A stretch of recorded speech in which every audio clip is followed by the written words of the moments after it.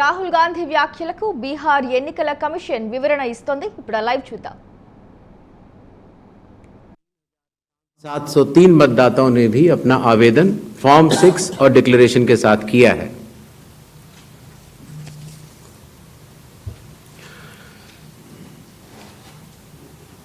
और इन claims and objections के लिए, इन त्रुटियों को हटाने के लिए बिहार के एसआईआर में 1 अगस्त से 1 सितंबर का समय निर्धारित है. अभी भी 15 दिन का समय बाकी है. चुनाव आयोग सभी राजनीतिक दलों को उनके द्वारा नामित बूथ लेवल एजेंट्स को,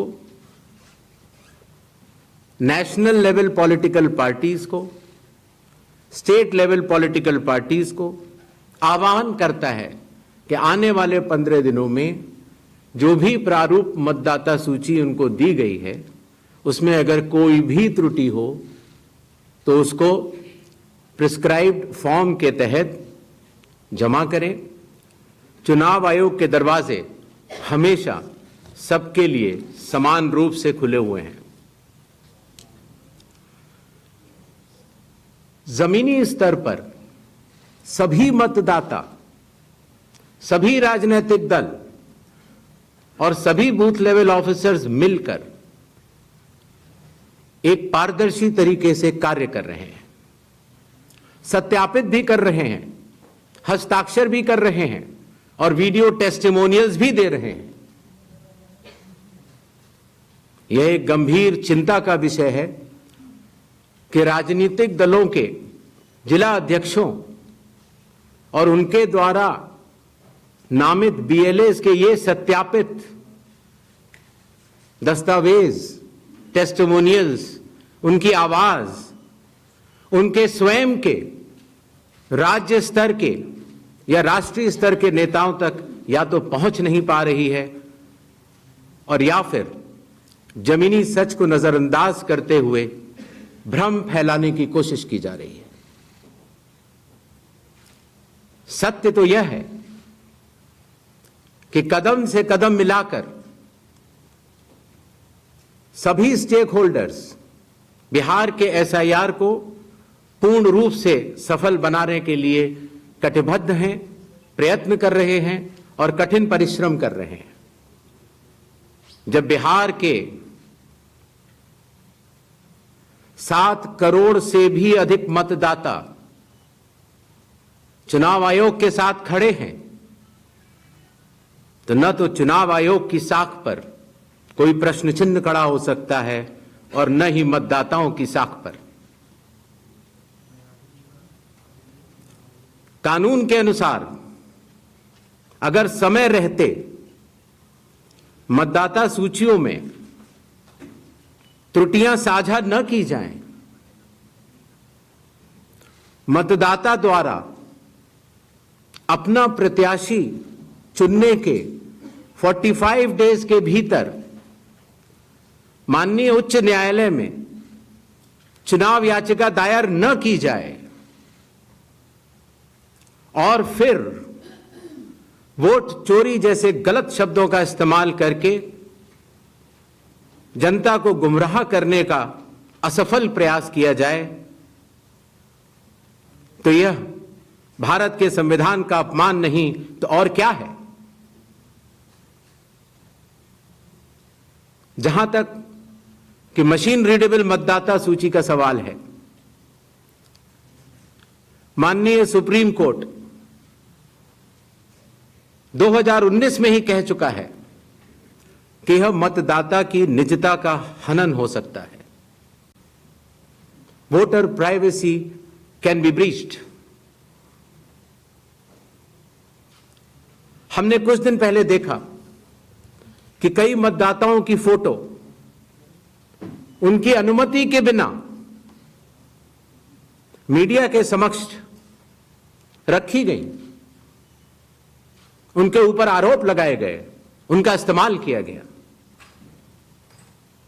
क्या अपनी माताओं, बहुओं, बेटियों सहित किसी भी मतदाता की सीसीटीवी वीडियो चुनाव आयोग को साझा करनी चाहिए क्या? मतदाता सूची में जिसका नाम होता है वही अपने प्रत्याशी को चयनित करने के लिए वोट डालता है। लोकसभा के चुनाव की प्रक्रिया में 1 करोड़ से भी अधिक कर्मचारी, 10 लाख से भी अधिक बूथ लेवल एजेंट्स, 20 लाख से भी अधिक प्रत्याशियों के पोलिंग एजेंट्स चुनाव के लिए कार्य करते हैं। इतने सारे लोगों के समक्ष इतनी पारदर्शी प्रक्रिया में क्या कोई भी मतदाता वोट की चोरी कर सकता है? कुछ मतदाताओं द्वारा दोहरे मतदान के आरोप लगाए गए। सबूत मांगने पर जवाब नहीं मिला। ऐसे मिथ्या आरोपों से न तो चुनाव आयोग डरता है और न ही कोई मतदाता। जब चुनाव आयोग के कंधे पर बंदूक रखकर भारत के मतदाताओं को निशाना बनाकर राजनीति की जा रही हो, तो आज चुनाव आयोग सबको स्पष्ट करना चाहता है कि चुनाव आयोग निडरता के साथ सभी गरीब, अमीर, बुजुर्ग, महिला, युवा सहित सभी वर्गों और सभी धर्मों के मतदाताओं के साथ बिना किसी भेदभाव के चट्टान की तरह खड़ा था, खड़ा है और खड़ा रहेगा। जय हिंद, जय Bharat.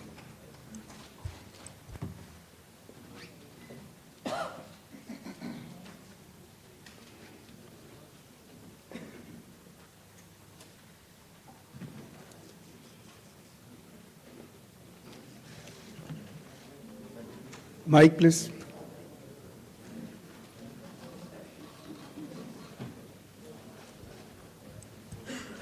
Sir, good evening. I am Prashant from Asianet News. Sir, here. Here. Prashant from Asianet News. As you know, after Rahul Gandhi's press conference, there are many issues coming up from different states, including states like Kerala. Will you initiate an inquiry into all these allegations which are coming from different states? Next, 5 questions. 22.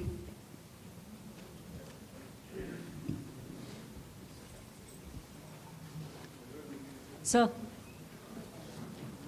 Please. Yeah. Hi. Please. Yeah. Go ahead. Yeah. Sir, Aishwarya Paliwal from Aaj and India Today. Sir, 2 questions. First, sir, a lot of political parties have asked certain questions, but do you think all those questions are actually pointing towards the need for SIR? Sir, second question is what arrangements you've made for the vulnerable groups? Because a lot of people are asking senior citizens, migrants, marginalized. So if you can focus on that, sir. Okay. 163. Sir, Shriparna from the Hindu newspaper. Sir, during door-to-door survey and enumeration, how many Nepali, Bangladeshi and Myanmarese nationals were found by BLOs? Does the Election Commission have any figures? 80. I'm coming, sir. We have enough time, sir. 80. Ganesh Kumar ji, how are you? I think you are well. This is Sandeep Shornokar from Bartaman newspaper. It's a West Bengal, one of the largest newspaper. मेरा question ये है कि बिहार के बाद बंगाल में कब SIR शुरू हो रहा है? 164.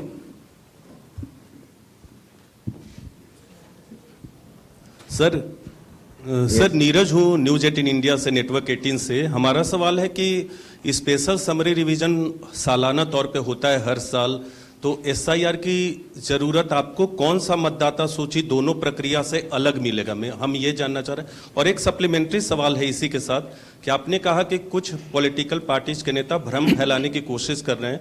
उनका यह भी कहना है, राहुल गांधी की मैं बात कर रहा हूं, थोड़ी देर पहले उन्होंने कहा है क्यों उन्हीं से शपथ पत्र सिर्फ मांगा जा रहा है, दूसरे लोग, दूसरी पार्टी के लोग जो सवाल कर रहे हैं उनसे क्यों नहीं। तो इन 5 सवालों को पहले ले लेते हैं।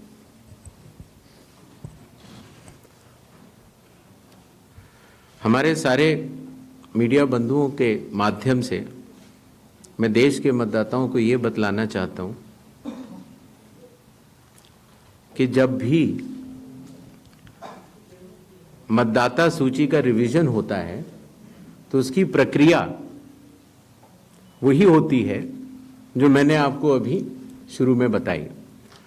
अर्थात सबसे पहले बूथ लेवल ऑफिसर्स और BLAs, राजनीतिक दलों के BLAs मिलकर एक ड्राफ्ट तैयार करते हैं और उसके बाद सभी राजनीतिक दलों को और उसी असेंबली कॉन्स्टिट्यूएंसी के मतदाताओं को यह अधिकार होता है कि वो उसमें त्रुटियां सुधारने के लिए आवेदन कर सके।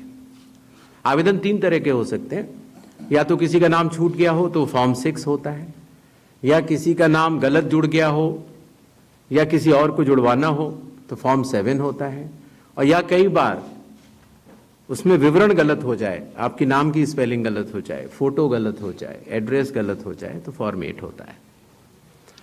तो ये क्लेम्स एंड ऑब्जेक्शंस का जो पीरियड होता है ये बहुत महत्वपूर्ण होता है और इसमें सभी राजनीतिक दलों की भागीदारी और मतदाताओं की भागीदारी भी आवश्यक होती है।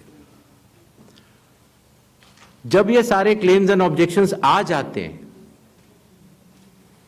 तो उसके बाद जो उस इलाके का SDM होता है, जिसको कई जगहों पर इलेक्टोरल रजिस्ट्रेशन ऑफिसर भी बोलते हैं, जो कि स्टेट गवर्नमेंट का एक अधिकारी होता है, वो उस पर एक निर्णय लेता है और निर्णय करने के बाद एक अंतिम सूची का प्रकाशन करता है। ये प्रक्रिया में आप सारे, आपके माध्यम से सभी मतदाताओं को बताना चाहता हूं, जिससे कि उन्हें भी सनद रहे कि पूरी प्रक्रिया होती क्या है।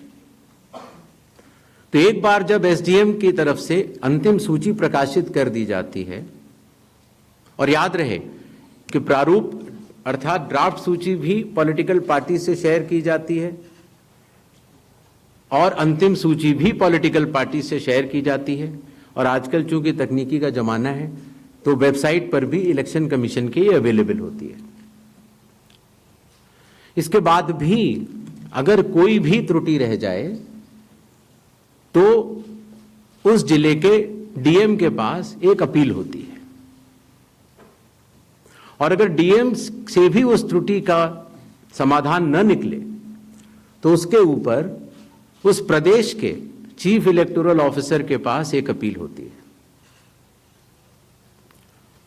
जो अंतिम सूची प्रकाशित हो जाती है उसके ऊपर हो जाते हैं चुनाव। जब चुनाव होते हैं तो पॉलिटिकल पार्टीज अपने कैंडिडेट्स को खड़ा करती हैं और उन कैंडिडेट्स को यह सूची एक बार फिर दे दी जाती है कि इस सूची के ऊपर मतदान होगा, और यह सूची मतदान केंद्रवार दी जाती है। इस प्रक्रिया